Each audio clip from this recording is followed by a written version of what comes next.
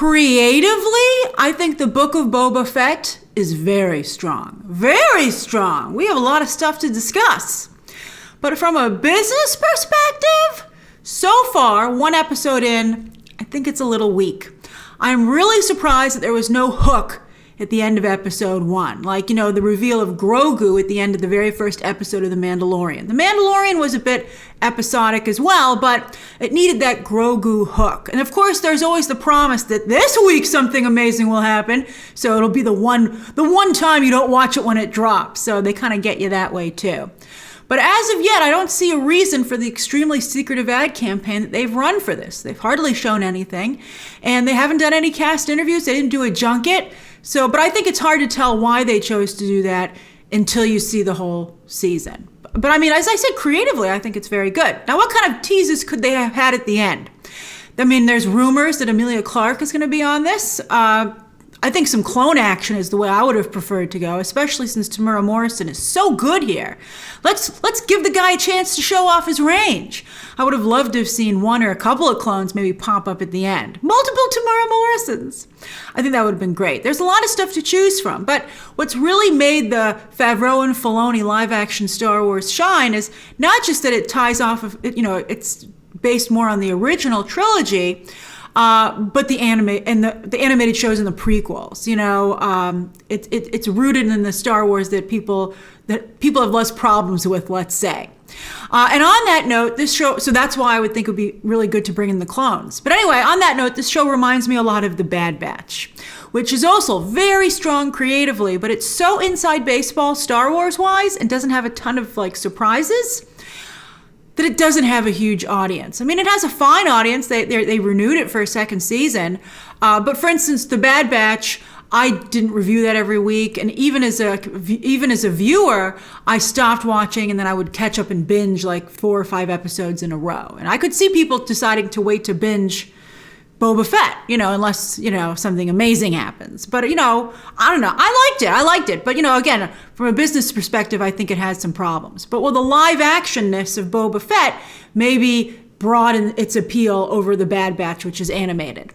The only other negative thing I have to say about this show, this first episode, is that Boba Fett is a horrible crime boss. Like, just awful. If Disney doesn't have the guts or can't do Star Wars Sopranos, which is kind of how it was sold in the trailer, they shouldn't try to do it. I mean, I'm a nice person, and even I can see that Jabba's territory is still up for grabs. I'd be like, that's up for grabs. Let's think about going and getting that.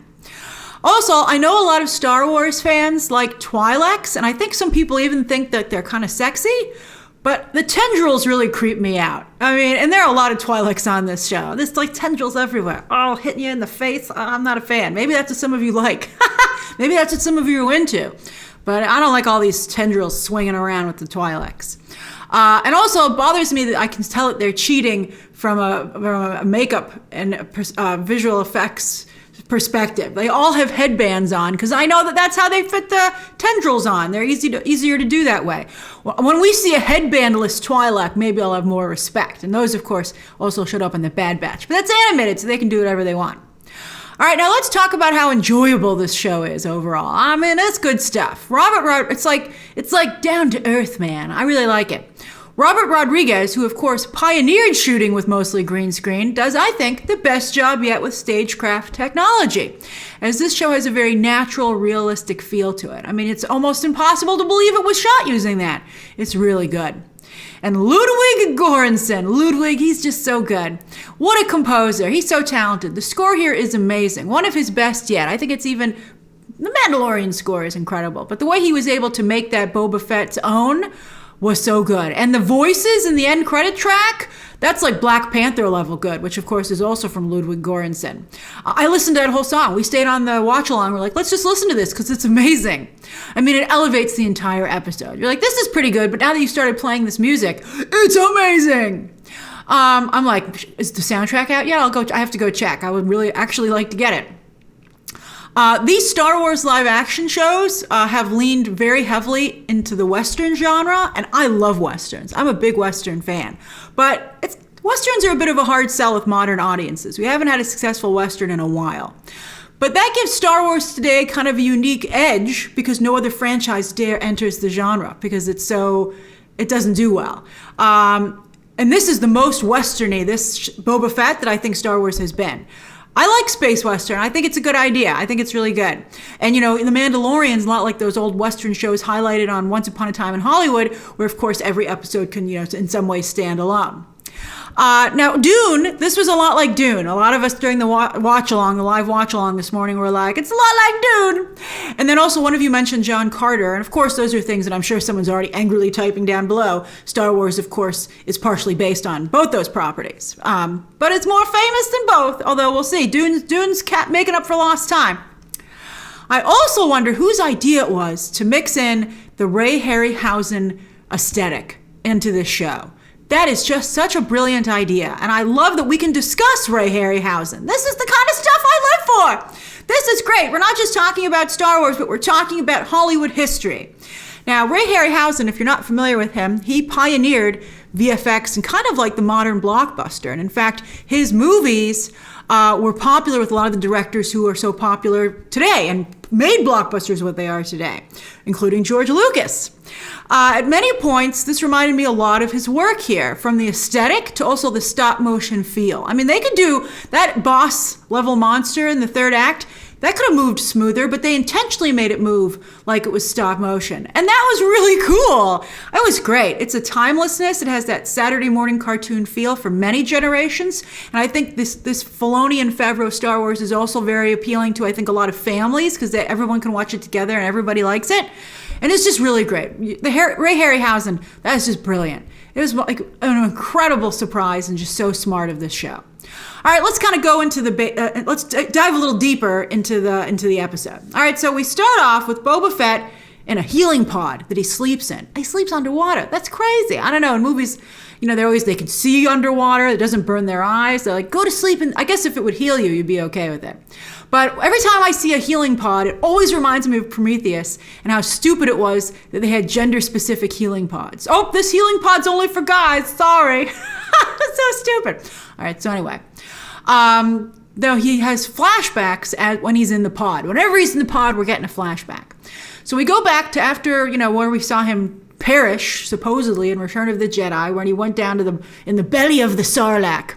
And that was pretty badass here, to see him using that dead stormtrooper armor, there was a stormtrooper in it, to get free. That was really cool. It's like, what else has this guy swallowed? Boba Fett totally MacGyvered it. It was really cool. It was like probably further than I would think Disney would go. So that was neat to see.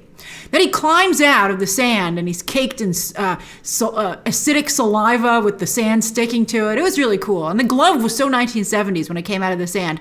Maybe that's another reason they went with the Harryhausen aesthetic. Because, Star Wars 1970s, early 80s, I believe, and Harryhausen was like late 50s, 60s. So, it gives, again, the timeless feel. Then he gets stripped by Jawas. I'm shocked that he wears long underwear. It's hilarious. As I said in the watch along, does he have a butt flap that can teasingly come loose a little bit? But, as I said, that armor probably chafes. So that's probably why he's wearing it. Although it was very loose fitting. So, it must have been uncomfortable at that armor. But anyway, and then he's taken prisoner by Tusken Raiders. And then we also visit the Cantina later, so we're doing Tatooine greatest hits here, which is fun. Obi-Wan will also explore this dust ball, but years earlier, of course, when Luke and Leia are younger. Now, remember, when we first saw Boba Fett on The Mandalorian, he had taken on the ways of the Tusken Raiders. So I wonder if this show will be like 50% flashback as we see how that came to be. I had this later in my notes, but I'll just say it here. If they divide the entire show into two different storylines, can they do either one effectively? I don't know. Off this first episode, it was fine, but it makes me a little nervous for the whole show. But I would like to know more about the Tusken Raiders, who also seem to never take off their helmets, right? Although Boba Fett, of course, is not Mandalorian. He just wears the armor. But what do the Tusken Raiders look like under there? Why do they have to wear that stuff? I mean, it's like living with a bunch of serial killers, to be honest with you. I find it very unsettling. I also want to give a huge shout out again to Tamura Morrison, who really sells this episode. I was grabbing stills for this and you can see him being dragged and, he's on the Stagecraft soundstage and he's really selling it. He's just great. I hope he gets to do the clones because he's a really good actor. Although that Sarlacc Pit, I think the Sarlacc acid seems to have softened his spirit. He's just not the ruthless Boba Fett of legend anymore, it seems. Like, he offers to free the other prisoner? That doesn't seem like a very Boba Fett thing to do to me. They're like, he's a good guy now. And I'm like, what, did you just flip a switch? And they're like, yeah, we sprinkled some pixie dust on him and now he's nice. And they're like, okay. Now, one of the two great creatures of the episode is highlighted in this scene, and that's what I like to call Iguana Dog. But it's gross, but in a good way. And actually, my favorite shot is when when the Iguana Dog is silhouetted, and you can really see his loose iguana jaw. So Boba Fett wakes up. He gets waken up out of his dream by Fennec Shand, who's like, boss, wake up. And then he wakes up and gets dressed. But because this is Star Wars, it's cool, right? He has droid handmaidens, as I said during the watch along. And I like that one just hands him his helmet instead of placing it on his head. Because, again, he doesn't like to really wear that helmet. You would think because it was maybe hurting his scars from the acid, but he's mostly healed. So I don't know why he doesn't want to wear his helmet. He does when the bad guys or other bad guys are paying their respects. Now, Boba Fett does need a protocol droid. Get it? That's a C-3PO shout-out, because C-3PO is a protocol droid. That is like a deep Easter egg. If someone laughs at that, like when the show's going, they are a hardcore Star Wars fan. If you're like me and you have to look it up and be like, what exactly is a protocol droid? Oh, yeah, that's C-3PO. Although the droid Boba Fett has looks pretty cool to me. Also, I got to tell you, I can't imagine what the Yelp rating is for protocol droids, because nobody likes C-3PO. In fact, I felt people were getting a little bit, ganging up on him in the sequels. But anyway, that lizard guy who comes in is awesome. He seems like he's right out of the original He-Man show, right? But the real star of the scene, of course, is the mayor's assistant, played very well by David Pasquesi. Politics are just as dangerous as crime. That guy was great.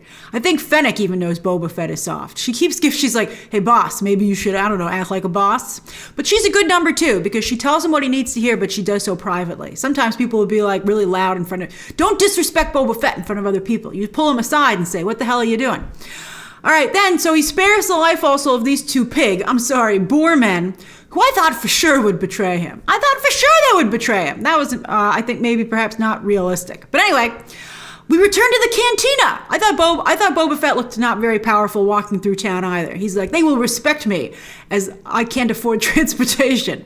I walk everywhere. I don't know. I like to walk everywhere too, to be honest with you. But I don't know.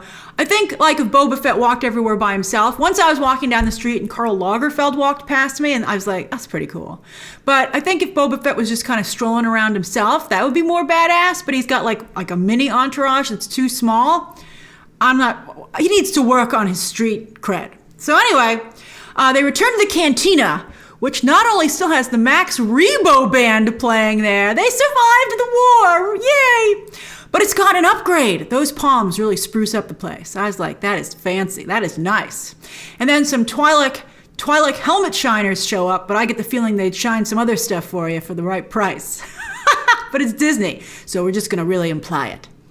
Then Jennifer Beals shows up. Many people today know her from her work on the L Word, but of course she's most famous, or should be most famous, for her work in Flashdance. That's what Deadpool spoofed in Deadpool 2, for those of you who don't know that movie. Some of you are convinced she will just be his foe. I think she'll be his foe and his love interest. I was catching some major chemistry between the two of them. I think Jennifer Beals is an excellent love interest for Tamura Morrison. He's really cleaning up. He got Nicole Kidman and Aquaman.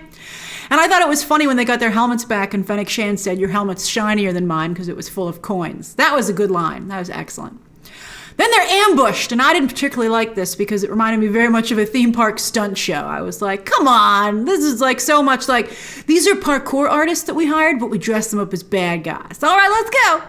Then they had a lot of Disney kills, bloodless or off camera. My favorite was when Boba Fett exploded that guy, right? Like he wasn't there anymore. Maybe he fell to the ground? And then they do a rooftop parkour chase, which was pretty cool. It reminded me a lot of the Bad Batch, because Fennec Shand did a lot of running around on that show too. And then, of course, Boba Fett said, I need one of them alive. Or bring them person back alive. But she was chasing two, so she only needs one person alive. It's like in Mulan, where, what is the evil guy, right? He was like, how many people does it take to deliver a message? And they're like, one. And then that was also an off-screen kill. But anyway, I don't know why those two guys gave up. They could have taken her. And they were like, oh, you got us. And then she killed one of them. In a Disney kill. Maybe he landed on an awning down there. You don't know. All right, then they had another flashback as Boba Fett is rushed back into the healing chamber wearing his clothes. He's like a budget Wolverine. He can be healed, but we got to stick him in the brine. But then he and his prisoner, speaking of water, he remembers the time they were forced to dig for water. And as they went to the place where most of these water pods were located, like Cactus Underground, they see a farm being raided. And I guess that's the current crime lord that, maybe that's who Boba Fett liberates Jabba's territory from, to get to where he is today. I couldn't recognize the symbol they were painting on that wall. It looked like two J's, so what, because Jabba's dead, as some of you pointed out, so maybe like his relative? I mean, let's see who it is, because nobody took over for Jabba originally. There was like some disarray. And then they come across that really cool monster. I love the way it was revealed. It looked like he dug up a crocodile, and I was like, that thing moves. And then it moved! But I did not expect it to have so many arms. That was great.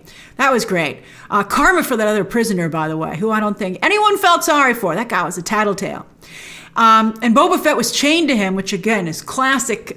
These are classic things for stories, really nice. These elements make it again seem timeless. If you've never seen The Defiant Ones, that's a great movie with Tony Curtis and Sidney Poitier about two prisoners chained together as they escape. Great stuff. Now this monster design, I love this monster design. I like that it could stand on 2 feet or walk on 4. I was like, oh, I actually get that design. That's pretty neat. He doesn't just look cool, but it's practical. I would have actually liked to have seen more of it. Maybe there are some more of those around in Tatooine that we'll get to see. But Boba Fett kills it, Princess Leia style. Very nice nod to how she killed Jabba, of course, in Return of the Jedi. And then since he saved that tween Tusken's life, the chief befriends him and he hands him some water. You can see it's the beginning of a beautiful friendship, the new chapter of Boba Fett's life. And so again, I wonder if this show will be divided between these two storylines. Again, if they can pull it off, that would be great. And just like Mando, they have great concept art over the end credits, although sometimes when I watch the Mando concept art, I'd be like, oh, it didn't turn out as good. It was good, but sometimes the concept art was a little more impressive. But for the most part, I thought it looked as good here. That was really cool. And they have, of course, chapters, chapter 1, Stranger in a Strange Land. That's what this was. It was just really nice. I really enjoyed Boba Fett, the Book of Boba Fett episode 1. I don't think the show has a lot of heat yet, but it was awfully pleasant, boy. It was a very good space western. So what do you think of episode 1? And what do you hope might happen going forward? Do you think it needs the heat? Or, some of Star Wars fans will be like, I like it just the way it is. But, if this stuff doesn't generate chatter, that's the whole point. That's what you need in today's competitive streaming landscape. It's got to deliver in both regards, creatively and business-wise. All right, share those thoughts down below, subscribe today, and of course, as always, you can check out some more videos right now.